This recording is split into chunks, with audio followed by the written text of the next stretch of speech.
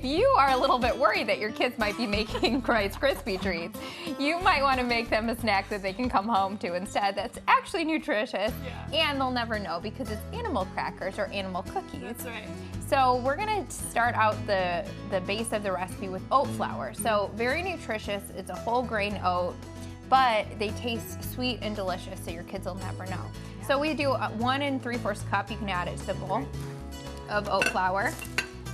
And Maddie loves these. I mean, these 1/2 cup of sweetener, and you can just kind of pick things up and add it. 1/4 cup of applesauce I'm adding, and 1/4 cup of honey. So Maddie loves these, and she often makes them with me, and she even requests them. They're so good. So this is a recipe that your kids are sure to love. 1/2 teaspoon of baking powder and 1/2 teaspoon of baking soda. And you can see how easy, simple the ingredients are, and also really nutritious. 1/4 teaspoon of salt, and then about a teaspoon of almond or vanilla extract. And we were just talking about how we love almond extract. If you like the flavor of sugar cookies, that's usually what's in them. And so it really does make any cookie you make more like sugar cookies. So we're just gonna mix this together until it forms a dough. Now, you know, one of the things about Maddie is it's really easy to get kids filled up on snacks. Yes. And I'm really cautious on filling her up with kind of junk food for snacks, or even just snacks in general, because then she's not hungry for her meals. So when I give her a snack, I want to make sure it's really packed with nutrition. And these cookies or crackers are really a great way to do that, and they stay good at room temperature or in the fridge for almost 2 weeks. I love that they think they're getting a treat, but we know it's healthy, and it's gonna actually be a nutritious snack for them to enjoy. Yep, that's all about the mom hacks when it comes to parenting. You gotta trick your kids. So we're gonna kind of get our hands in there and mix it so that it forms a dough. And this is Maddie's favorite part. Yeah, these are fun to make with the kids. I know we've done this several times.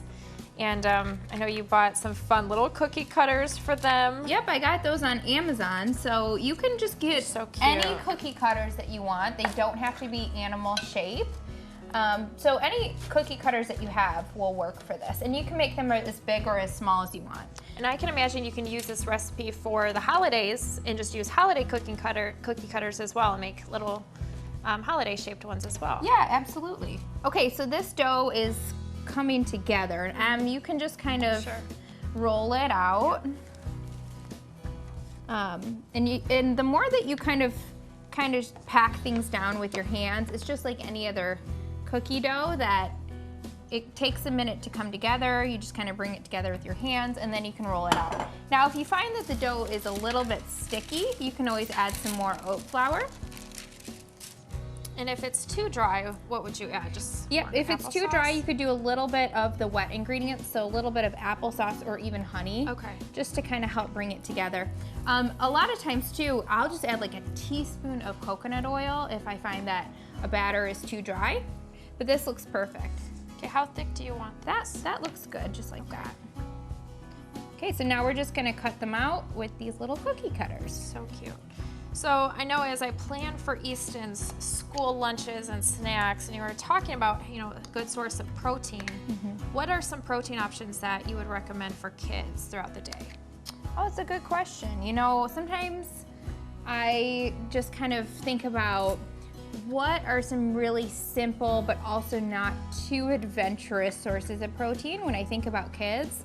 So things like cheese, yogurt, chicken, beef, if they like it. Maddie actually doesn't really like meat a whole lot, so I have to kind of think more outside the box with her.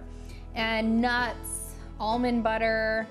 A lot of times too, I'll just make recipes where I can kind of hide meat. So I'll do like a marinara sauce, and I'll kind of just really finely break up the ground turkey or beef and hide it in the marinara sauce. But it's really important to get kids protein because that's what really helps their muscles grow.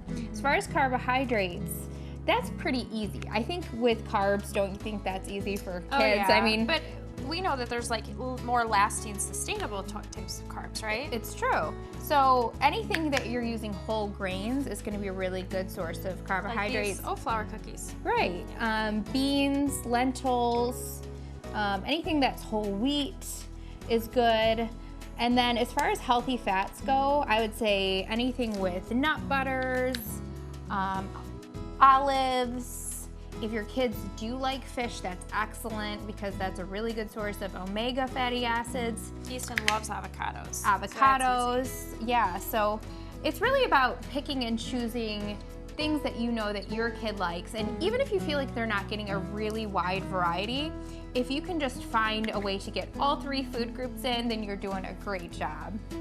And these look really cute, and it's just like regular sugar cookie dough where you just continue to cut them out until it's all gone. And so we're just gonna bake these off at 350 degrees for about 10 to 15 minutes until they're just set.